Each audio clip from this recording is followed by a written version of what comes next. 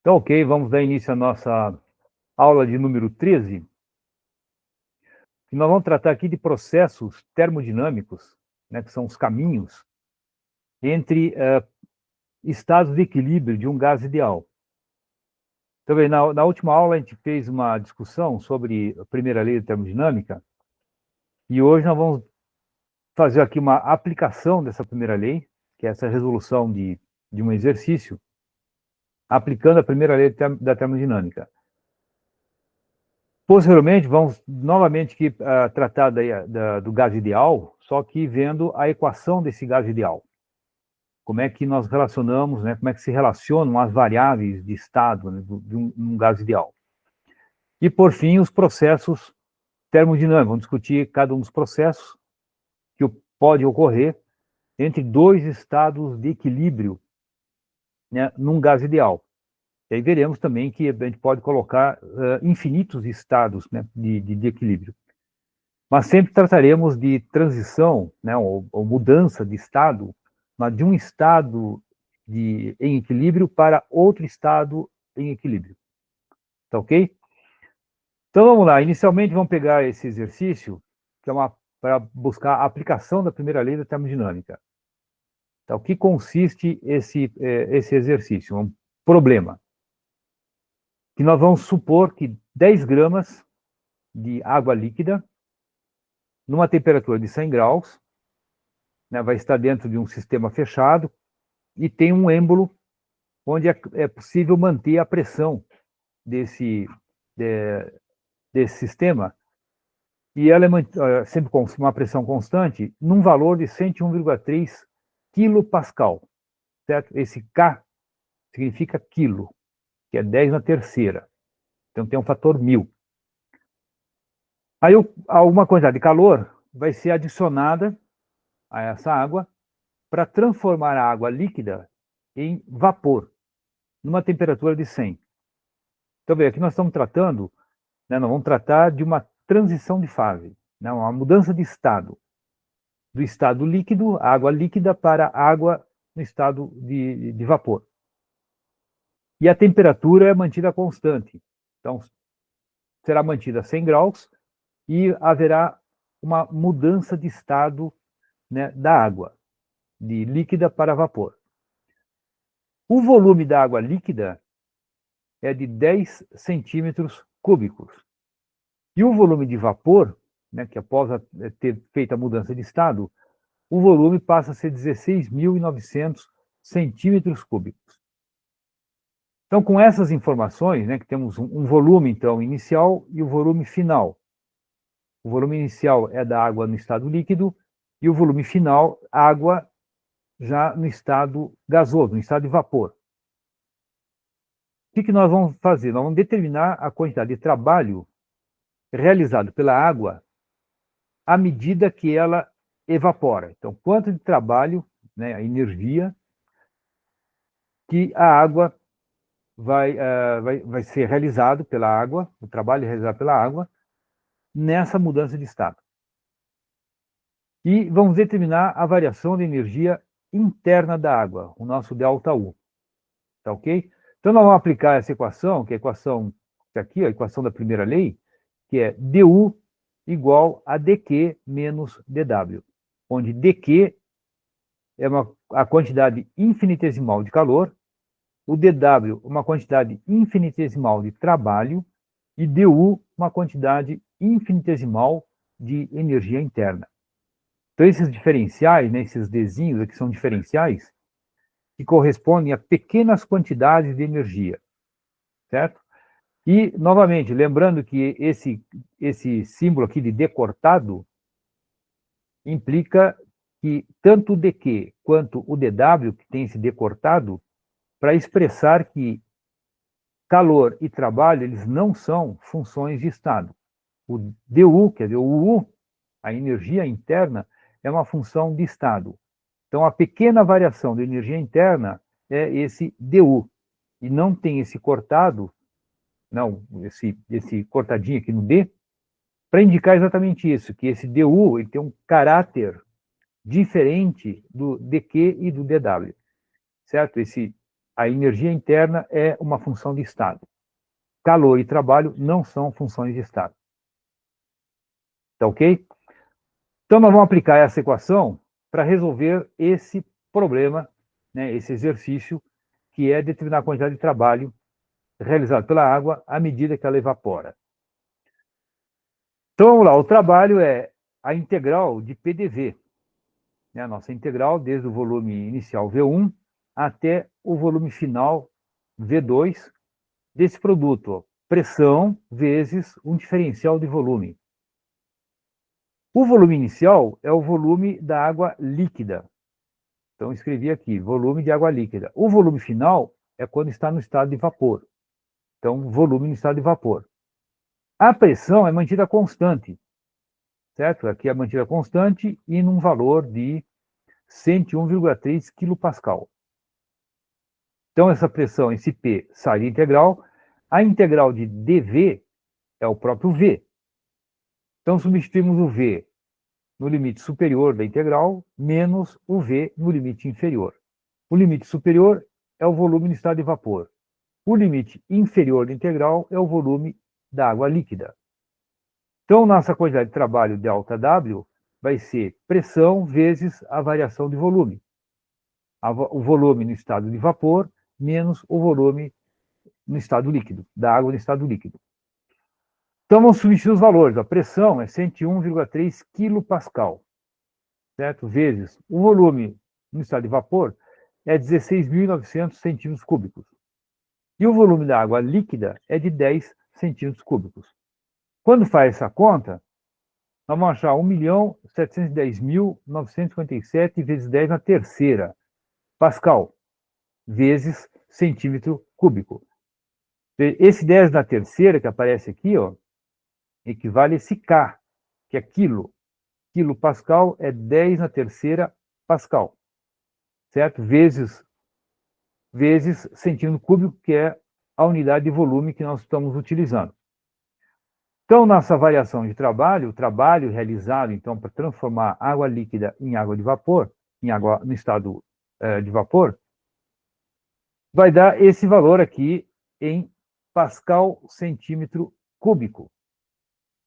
Mas nós queremos expressar isso em joules, para colocar aqui, o trabalho é energia. E vamos expressar energia em joules. Então, vamos trabalhar com as unidades, esse Pascal centímetro, e ver quantos joules vai dar isso, certo? Então, vamos lá, ó. Pascal é a unidade de pressão. Então, Pascal é Newton, é força por unidade de área. A força em newtons e a área em metros quadrados. Isso vai dar Pascal. O que nós queremos saber aqui é Pascal vezes centímetro cúbico. Então, vamos multiplicar por centímetro cúbico dos dois lados dessa igualdade. Então, Pascal vezes centímetro cúbico é Newton por metro quadrado vezes centímetro cúbico. 1 centímetro cúbico equivale a 10 na menos 2 metros. Se elevar tudo, 1 centímetro equivale a 10 a menos 2 metros. Elevando tudo ao cubo, então aqui eu pegar o parênteses, aí eleva tudo ao cubo. Então, 10 a menos 2 metros ao cubo, dá 10 a menos 6 metros cúbicos. Certo? Então, o que eu fiz aqui? 1 centímetro, entre parênteses, 1 centímetro, ele vale 10 na menos 2 metros. Está entre parênteses. Quando eu elevo os dois lados ao cubo, então o que está no parênteses vai ao cubo. Isso vai dar 10 a menos 6 metros cúbicos. Portanto, Pascal vezes centímetro cúbico, o Pascal é Newton por metro quadrado, centímetro cúbico eu substituo por 10 a menos 6 metros cúbicos. E aí o metro cúbico com metro quadrado sobra metro. Newton vezes metro é joule.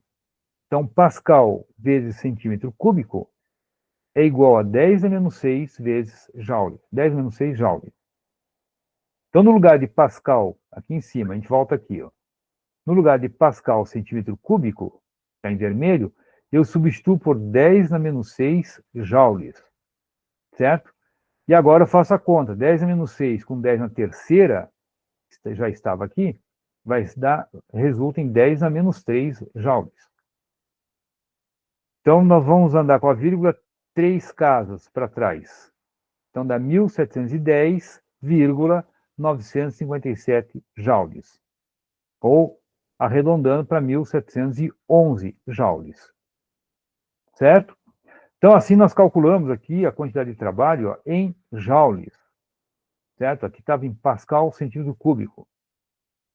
Vocês poderiam se perguntar, mas está errado deixar em Pascal centímetro cúbico? Não, não está errado. Mas se quisermos colocar a energia em joules, nós temos que fazer essa mudança, né, transformar essas unidades para poder expressar esse trabalho final em joules, que é a unidade de energia no sistema internacional. Tá ok?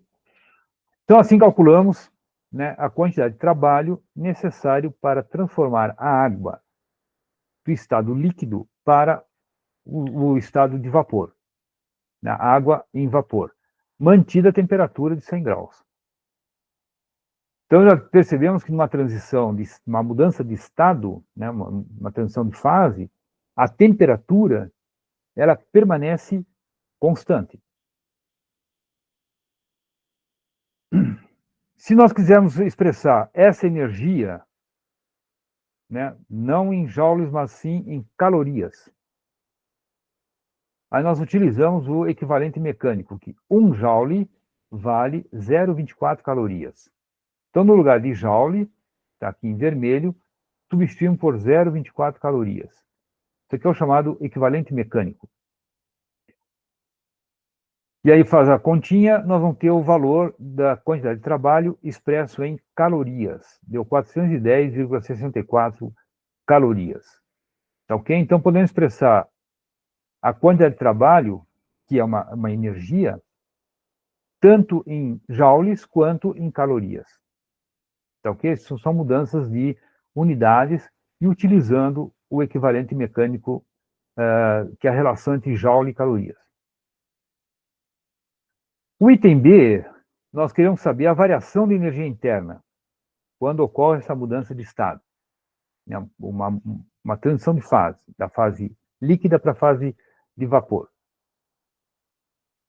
A variação de energia interna, vamos novamente aqui, vamos aplicar a primeira lei da termodinâmica, que o dU, a variação de energia interna, e aqui estamos expressando na forma infinitesimal, o dU é igual a dQ menos dW, calor menos trabalho. Isso é igual à variação de energia interna. Se expressarmos essas quantidades infinitesimais em quantidades grandes, então nosso dU ele vira um ΔU. A variação de energia interna é igual a ΔQ menos ΔW. Certo? Então, quando fazemos essa mudança desse Dzinho para esse delta, estamos dizendo que nessa relação de cima, nós estamos pegando pequenas quantidades de energia interna. É igual a uma pequena quantidade de calor menos uma pequena quantidade de trabalho. E se for uma grande quantidade de energia interna? Então, nós vamos usar deltas, variações grandes. Isso vai ser igual a uma grande quantidade de calor, um ΔQ, menos uma grande quantidade de trabalho, um ΔW. Então, são variações grandes nessa segunda equação aqui de baixo. O que nós queremos saber é a variação da energia interna, esse ΔU. Tá ok?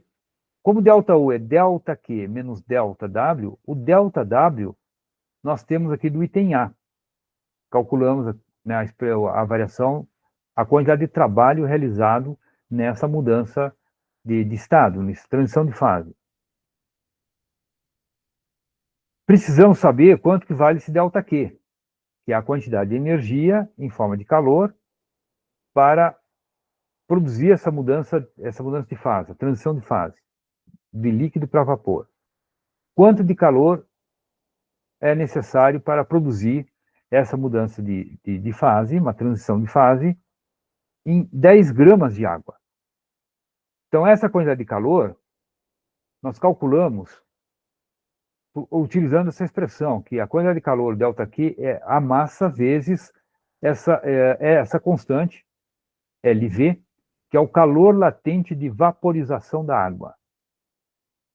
Então, quando ocorre uma mudança de fase, que aqui é a vaporização de líquido para vapor, o calor latente de vaporização da água vale esse número aqui, ó, 2.260 kJ por quilograma. Esse kilojoule, esse K, é 1.000, né, equivale a 10 na terceira joule por quilograma. Então, cuidado para não confundir esse K de quilo, 10 na terceira, com o que está aqui embaixo de quilograma, certo? Então, vai ficar aqui quilograma, unidade de massa, e joule aqui em cima, unidade de energia. Então, energia por massa. Isso é calor latente de vaporização da água. Então, esse valor aqui é um valor que já está tabelado, a gente consegue isso nas tabelas, né, para a água. E vamos usar esse valor, então, nessa expressão aqui de cima, né, para calcular a quantidade de calor, o calor transferido para a água, para transformá-la em vapor. A massa é de 10 gramas, então, no lugar desse M apareceu 10. No lugar de grama, vamos passar para quilo, então fica 10 na menos 3 quilogramas, aqui, vezes o LV. LV é esse número, 2.260 vezes 10 na terceira joule por quilo. Então, aí, que aqui tem quilograma em cima, quilograma embaixo. Simplifica, sobra joule. Essa continha 10 na terceira com 10 na menos 3. Isso aí dá 1, certo? Dá 10 na zero, que é 1. Então, fica 2.260 vezes 10. Então, 22.600 joules. Essa é a quantidade de calor, a energia necessária para transformar 10 gramas de água em 10 gramas de vapor. Certo? Mantida a massa. Isso mantendo a temperatura de 100 graus. Então, assim, nós resolvemos esse problema, né, calculando a energia interna da água, a variação de energia interna da água, em joules, e a variação, a quantidade de trabalho realizado por essa massa de água para mudar de estado líquido para estado de vapor. Tá ok? Então, assim, nós resolvemos esse exercício, né, com esse enunciado, que trata da aplicação da primeira lei da termodinâmica. Nós estamos fazendo aqui a aplicação numa transição de fase, né, uma mudança de estado líquido para estado gasoso. Nesse caso, nessa situação, é vapor. Tá ok? Então, vamos ver o que é um gás ideal.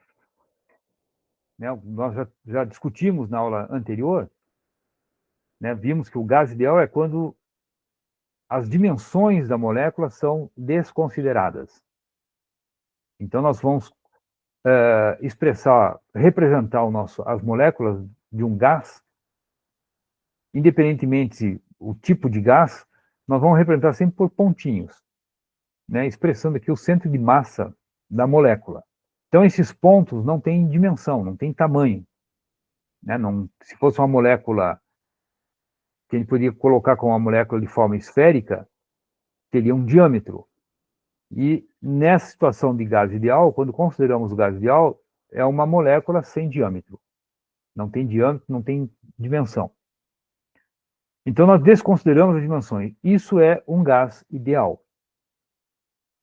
E todo gás ideal, então, vai ser considerado dessa forma, feito por pontinhos, certo? Uns pontinhos que são as moléculas desse gás. Quando colocamos um gás num sistema fechado, como está nessa figura aqui, não tem as variáveis, chamadas variáveis de estado, que são pressão, né, a pressão do gás, o volume que esse gás está ocupando, a temperatura desse gás e número de moles, a quantidade de matéria que tem aqui dentro. Quantos moles tem aqui dentro? Então, isso é esse N, estou colocando como N maiúsculo. É número de moles de um gás.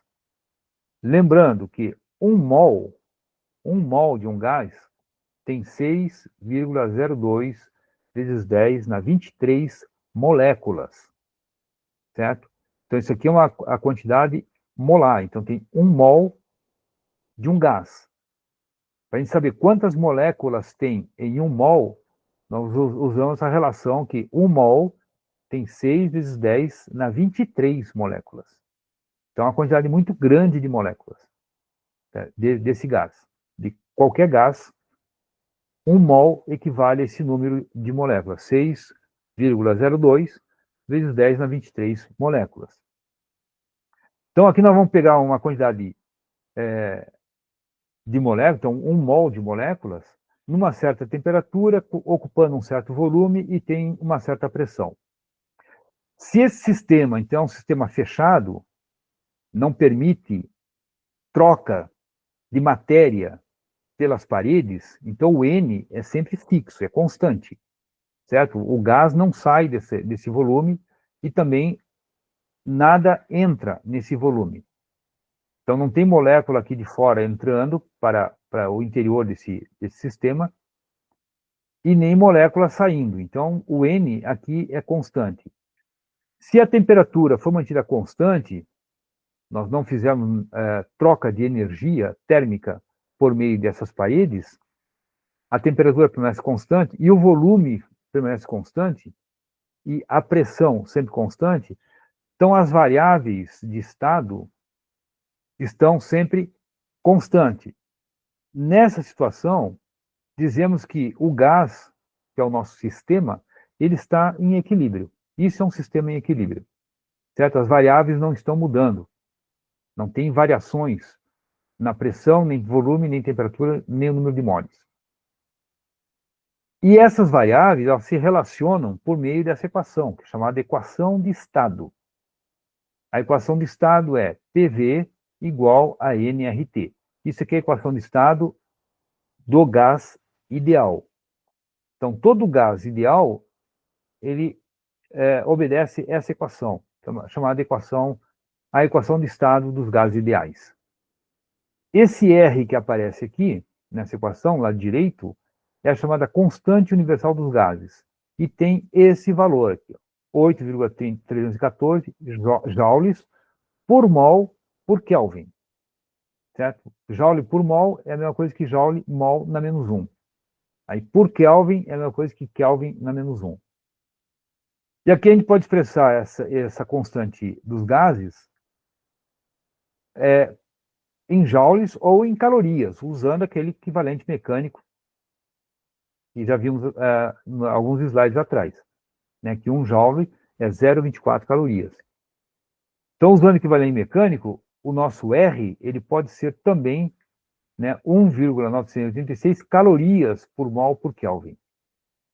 Então, quando ficar expressar a constante dos gases em joule, vale 8,314. Se for em calorias, vale 1,986 calorias por mol por Kelvin. Tá ok? Então, esses valores eles mudam em função da unidade que está sendo utilizada. Então, vamos aplicar essa equação dos gases ideais, né? Que é a equação de estado dos gases ideais. E vamos abordar aqui os processos termodinâmicos que podem ocorrer entre estados de equilíbrio. Né? Pega um estado de equilíbrio e o gás vai para outro estado de equilíbrio.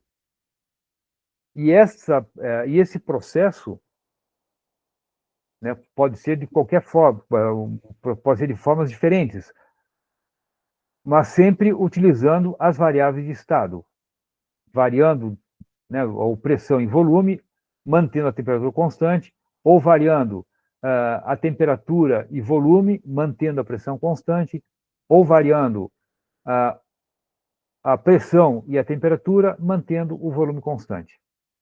Tá ok? Então, se nós vamos fixar uma dessas variáveis, né, fixando uma dessas variáveis, isso vai dar o nome do tipo de processo. Então, os processos termodinâmicos seguem, por exemplo, aqui num processo isotérmico, porque a temperatura será constante. Então, vamos pegar as variáveis de estado: pressão, volume, temperatura, número de moles. A temperatura será constante. Então, tomamos aqui nessa figurinha, do lado esquerdo, uma representação de um gás ideal, encerrado aqui num volume, chamei de V1, e esse gás tem uma pressão P1, e uma temperatura T, e um número de moles N. Então, esse N aqui é a quantidade de moles desse gás. Né? Pode ser 1 mol ou 2 moles de um gás. E aqui em cima tem um êmbolo, né, ele pode se mover. Então, é uma parede móvel, né, o nosso êmbolo. E essa parede ela é impermeável à matéria. Então, nessa parte de cima, aqui é vácuo, a pressão é zero. Então, esse êmbolo consegue se deslocar para cima, que aqui não tem nada, né? Não tem matéria, pressão zero, e não tem transferência de calor através desse êmbolo. Então, esse êmbolo é uma parede adiabática, certo? E as demais paredes aqui, em volta, também são adiabáticas. Então, todas as paredes são adiabáticas. Significa que não tem troca de calor. E aqui em cima, esse êmbolo é um êmbolo, uma parede móvel e adiabática. E impermeável à matéria. Então, os pontinhos que estão aqui embaixo, eles não conseguem passar para cima, porque essa parede aqui é impermeável. Essa é a condição inicial que nós vamos observar. Tá ok? Vamos considerar aqui. E vamos considerar também que, de alguma maneira, né, vamos colocar aqui, vamos imaginar que estão colocando uma resistência elétrica aqui dentro desse volume, ligamos a resistência, por meio dessa resistência, nós introduzirmos uma quantidade de calor nesse nosso sistema. Então, ele vai expandir. Mas a temperatura tem que permanecer sempre constante. Então, vai ser uma variação muito pequena, certo? De calor. De forma que o êmbolo ele vai expandir e aumentar o volume para um volume V2. E V2 é maior do que V1. Então, o volume final maior do que o volume inicial.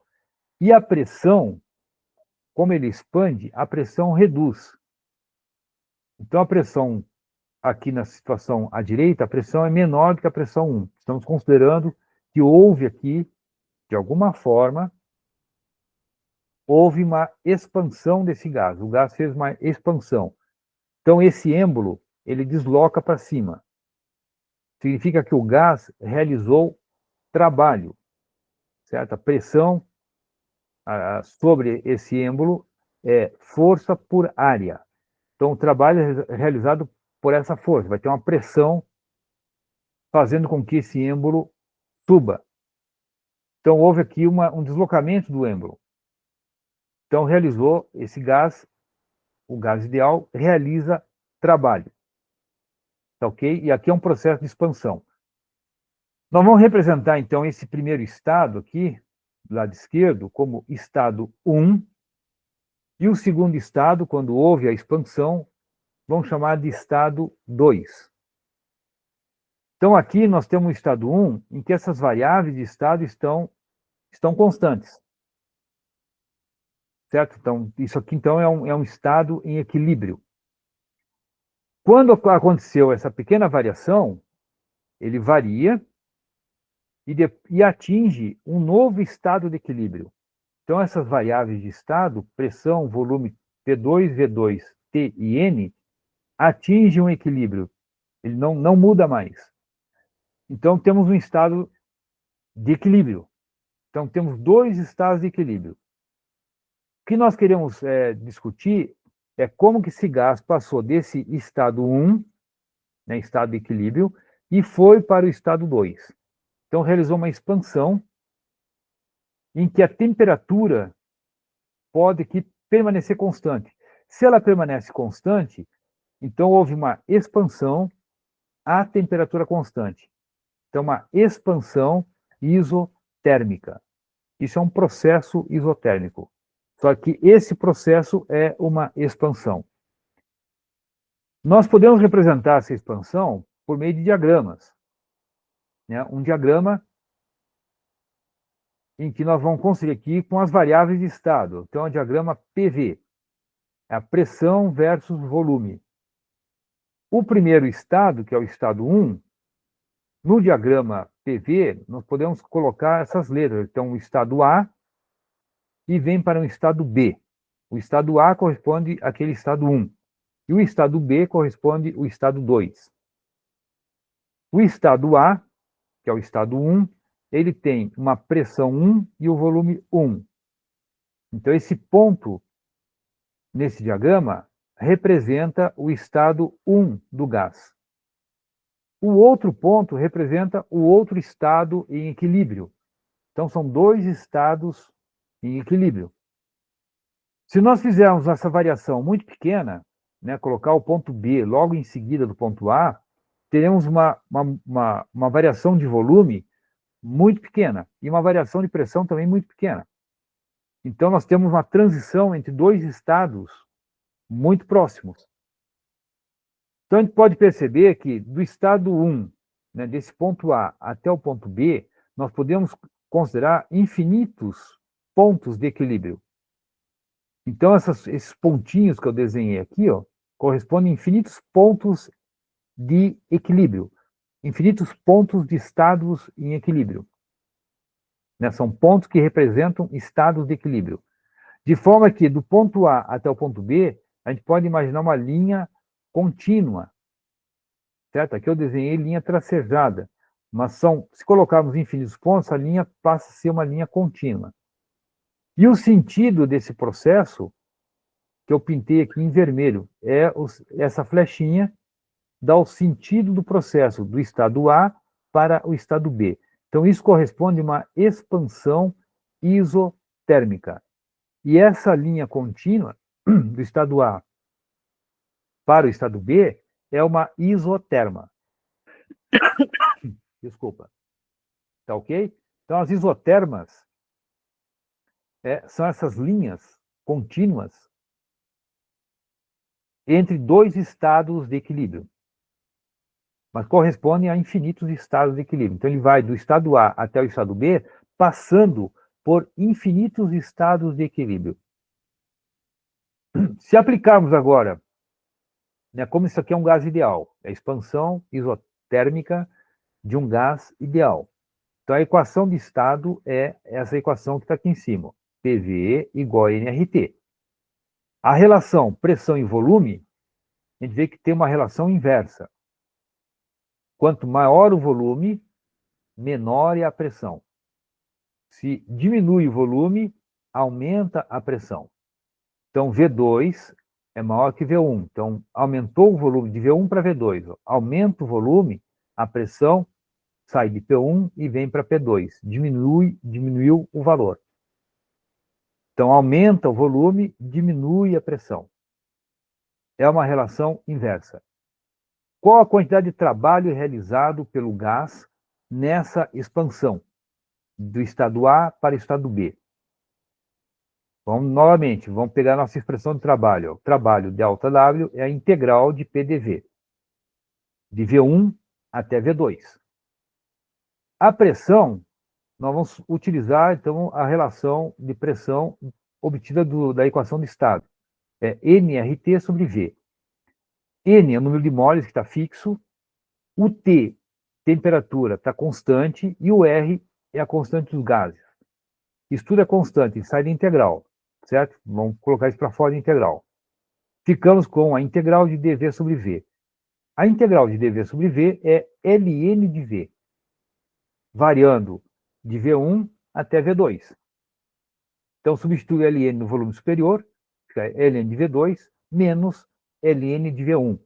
Aplica aqui a propriedade dos logaritmos, fica ln de V2 dividido por V1.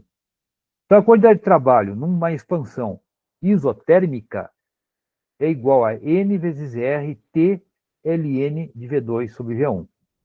Tá ok? que a gente percebe? Que essa expansão isotérmica, o trabalho é positivo. E a quantidade de trabalho corresponde à área abaixo dessa curva, abaixo da isoterma. Então, se calcular essa área abaixo, né, dessa figura aqui realizada abaixo da isoterma, isso corresponde ao trabalho realizado pelo gás nesse processo de expansão isotérmico. É uma expansão isotérmica. Então, aqui é um trabalho positivo. Então, esse sentido da flechinha mostra que o trabalho realizado é um trabalho realizado pelo gás, então fica um trabalho positivo. Se fosse uma compressão isotérmica, então agora o gás ele é comprimido. Então, o sentido do processo, ele inverte. Essa flechinha agora está no sentido inverso. Então, a nossa isoterma vai caminhar de B para A. Vai ter uma compressão isotérmica. O volume 2 vai ser menor do que o volume 1. O volume inicial, então, é grande, o volume final, menor. Houve uma compressão. E a pressão final aumenta. Certo? Então, no volume final, a pressão P2 é maior do que P1. Nessa situação, a gente vai ter aqui que o LN, LN de V2, ele é menor do que LN de V1. Então, ele é um número negativo. Certo? O nosso trabalho será negativo.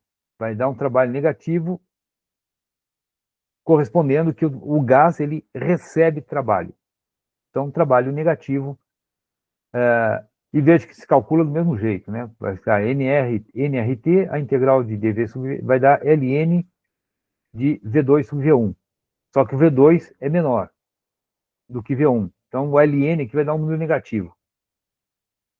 Isso implica que o trabalho será negativo. Tá ok?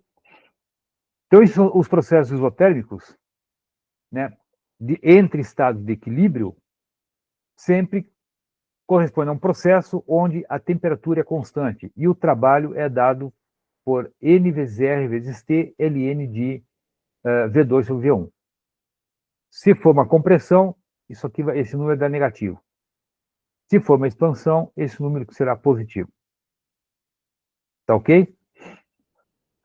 E num processo isobárico, então agora vamos pegar a outra variável de estado, que é a pressão, e considerar essa pressão constante. Como é que fica um gráfico, o diagrama PV? O diagrama PV vai dar uma linha paralela ao volume, que o volume está aumentando e a pressão aqui é constante. Então, do estado 1 para o estado 2, né, estão realizando aqui um processo chamado de processo isobárico, que é um processo à pressão constante. Como consequência disso, a temperatura vai estar variando. Certo? Veja que a equação de estado, a PV-nRT, se o P é constante, a temperatura muda com o volume. Certo? É de uma relação direta aqui com o volume. Então, se nós colocarmos um gráfico, aqui um diagrama, temperatura versus volume, que é o diagrama TV, a gente vê que a relação é uma relação linear, uma reta.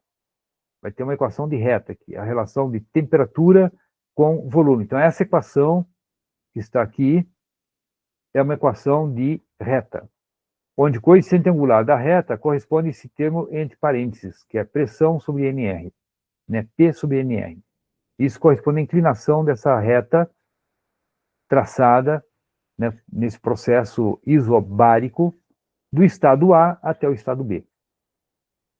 E o trabalho realizado, né, nesse processo, nessa expansão isobárica.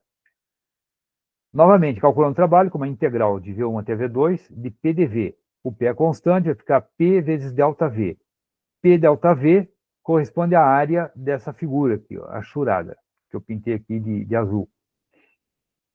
Certo? Que é um retângulo, então lado vezes lado. É P vezes ΔV é o trabalho que corresponde à área abaixo dessa linha preta. no diagrama P vezes V. Tá ok? Então, num processo isobárico, pressão é constante. E se aplicar a primeira lei da termodinâmica, o que nós tiramos? Que o nosso dQ, du, vai ser dQ menos PdV, porque o dW é PdV, ou ΔW é igual a P ΔV. Então, essas duas relações, essa que está aqui em cima, que é uma relação infinitesimal, com esses diferenciais, né, uma diferencial que é exata, esse du igual a dq menos pdv, ou ΔU igual a ΔQ menos P ΔV, essas duas relações que são equivalentes, que é a relação da primeira lei da termodinâmica, uma relação de conservação de energia. Tá ok?